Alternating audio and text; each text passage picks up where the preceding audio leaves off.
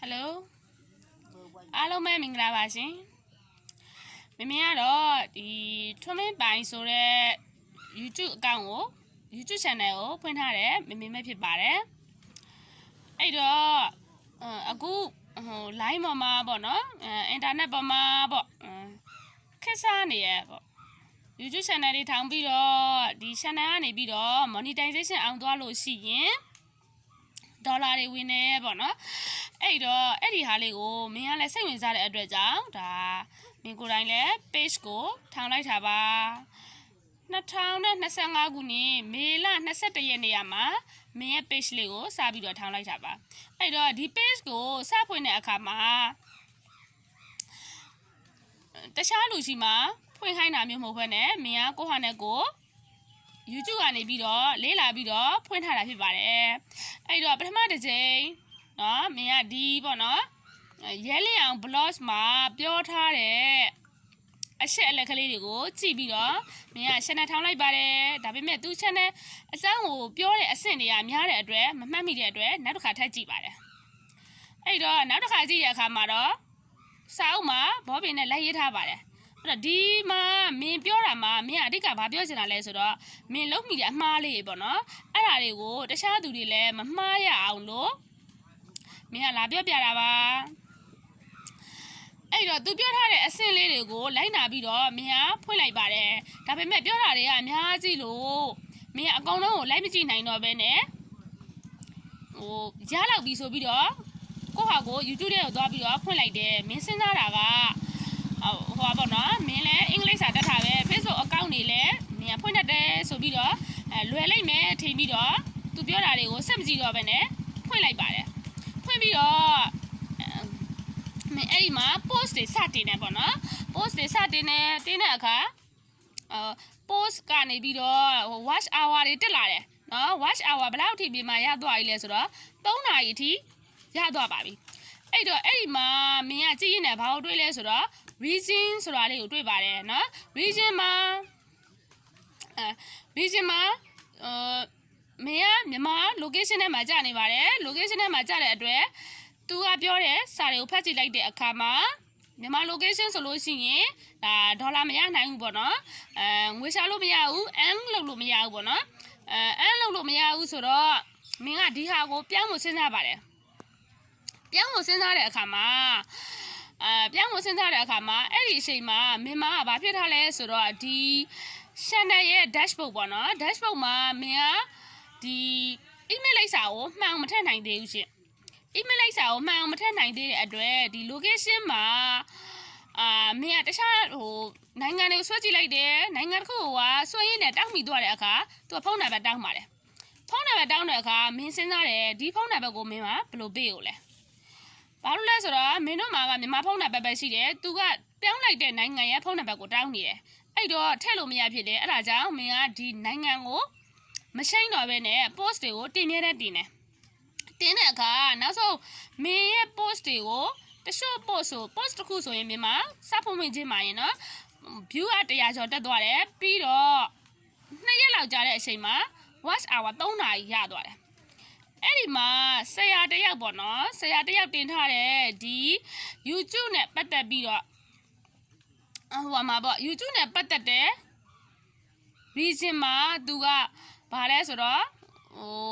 မြန်မာထားလို့မရဘူးတခြားနိုင်ငံချိန်ရမယ်သူကတော့ထိုင်းကိုချိန်တယ်လို့ပြောတယ်အဲ့တော့မင်းလည်းအဲ့ဒီမှာထိုင်းကိုလိုက်ချိန်တယ်လိုက်ချိန်ပြီးတော့အဲ့ဒီအချိန်မှာတော့မင်းကဒီ dashboard မှာနိုင်ငံရဲ့တည်နေရမှာdashboard မှာ email လိုက်စာမှာမင်းမှန်အောင်ထည့်နိုင်သွားပါပြီထည့်လိုက်တဲ့အတွက်ကြောင့်သူကမင်းစီကဖုန်းနံပါတ်လည်းမတောင်းတော့ပါဘူးတကယ်လို့ဖုန်းနံပါတ်ကိုတောင်းခဲ့မယ်ဆိုလို့ရှိရင်လေတဲ့နော်မြန်မာဖုန်းနံပါတ်ကိုပဲထည့်လို့ရပါတယ်တဲ့ဒါဆရာတယောက်ပြောသွားတာမှာ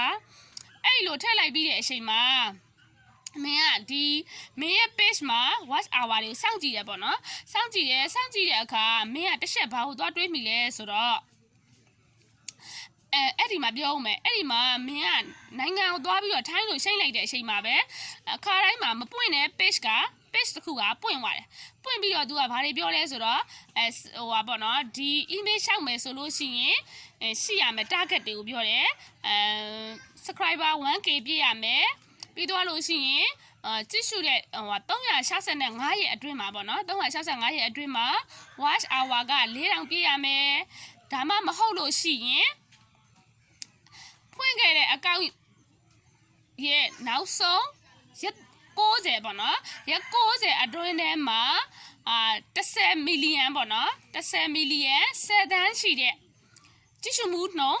ရှိရမယ်ဆိုပြီးတော့ကြည့်ရှုသူရှိရမယ်ပေါ့နော်ကိုယ့်ရဲ့ဗီဒီယိုတွေကို3လအတွင်းရက်60အတွင်းမှာရှိရမယ်ဆိုပြီးတော့အဲ့ဒီနှစ်ခုတည်းက watch hour 4000ပြည့်အောင်ယူမလားဒါမှမဟုတ်ရင် view 10 million ကိုယူမလားအဲ့ဟာရှိမလားပေါ့နော်အဲ့နှစ်ခုတည်းတစ်ခုပြည့်ရင်ရတယ်ဆိုပြီးတော့ပြောထားတဲ့ဘားလေးရှိပါတယ်အဲ့ဒီမှာ subscriber ဘားမှာမြန်မာက6 subscriber ဆိုပြီးတော့ပြနေဒါပေမဲ့ watch hour တွေမပြဘူး views မှာမပြဘူးတကယ်တော့ view ကတော့ထားလိုက်ပါအောင်ရက်60အတွင်းမှာမှဆိုတော့ကိစ္စမရှိပေမဲ့ watch hour ကတော့တက်ရမှာဟာမတက်ဖက်နဲ့0 billion watch hour ဆိုတာဖြစ်နေအဲ့ဒါဆိုတော့မင်းကစဉ်းစားတယ်ဒီဟာကဒါပေါ့နော်မြန်မာ region ထဲမှာထားတဲ့အတွက်ကြောင့်ပထမ watch hour တွေဟာအကျုံးမဝင်တော့တာဆိုပြီးတော့မင်းကအဲ့ဒီ post တွေကိုပထမ post တွေကိုဖျက်လိုက်ပါတယ်ဘာဖြစ်လို့လဲဆိုတော့ဒီပထမ post တွေအတိုင်းဒီ post တွေမှာ view တွေတက်နေလို့ရှိရင်မြန်မာ region မှာပဲထားတော့ကအကောင့်အတိုင်းတက်နေတာဒါတွေဟာမင်းအတွက်အကျိုးမရှိတော့ဘူးဆိုပြီးတော့မင်းကအဲ့ post တွေကိုဖျက်လိုက်ပါတယ်ဖျက်လိုက်ပြီးတော့မှမင်းကအဲ့ဒီ post တွေကိုဒီ video တွေကနေပြီးတော့ပြန်ပြီးတော့မှအဲ့လောက်ပြန်တင်ပါတယ်အဲ့လောက်ပြန်တင်တဲ့အခါဘာဖြစ်သွားလဲဆိုတော့ view ကအခါတိုင်းဆိုလို့တင်နေကြပေါ့နော်ဒီအပုတ်တွေကသူကမပြတော့ဘူးရှင်view တိတ်မတက်တော့ဘူးเนาะအခါတိုင်းမှာ view တက်နှုံများတဲ့ဟာတွေက view 1 view 2 view အဲ့လောက်ပဲတက်တော့တယ်